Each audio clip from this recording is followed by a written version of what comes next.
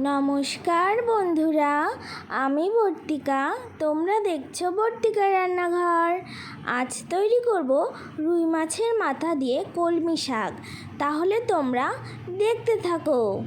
উপকরণে রয়েছে কলমি শাক কুচি করে কাটা, রুই মাছের মাথা, কালো জিরে, শুকনো লঙ্কা, ধনেপাতা কুচি, কাঁচা লঙ্কা, লবণ আর সর্ষের তেল। মিক্সিতে কাঁচা লঙ্কাটা ভালো করে পেস্ট করে নিলাম। কড়াইতে সর্ষের তেল দিয়ে দিলাম। তেল গরম হয়ে আসলে লবণ হলুদ মাখিয়ে রুই মাছের মাথাটা ভালো করে ভেজে তুলে নিলাম।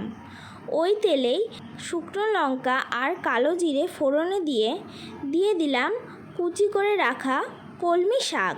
সামান্য লবণ হাফ চামচের মতো দিয়ে ভালো করে মিশিয়ে নিচ্ছি। 5 মিনিটের জন্য ঢাকা দিয়ে রাখলাম। 5 মিনিট পরে শাকটা খুব ভালো মতো সেদ্ধ হয়ে গিয়েছে। এবার কাঁচা লঙ্কা বাটা দিয়ে দিলাম।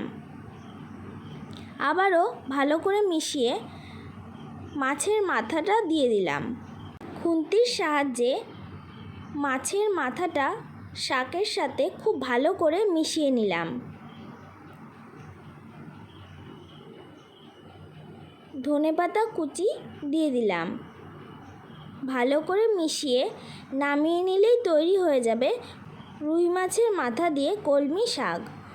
বন্ধুরা, কেমন লাগলো আমার এই রেসিপিটি তোমাদের অবশ্যই জানাবে। আর ভালো লাগলে লাইক, কমেন্ট, শেয়ার এবং আমার চ্যানেলটিকে সাবস্ক্রাইব করে দিতে ভুলো না। আজকের মতো টাটা।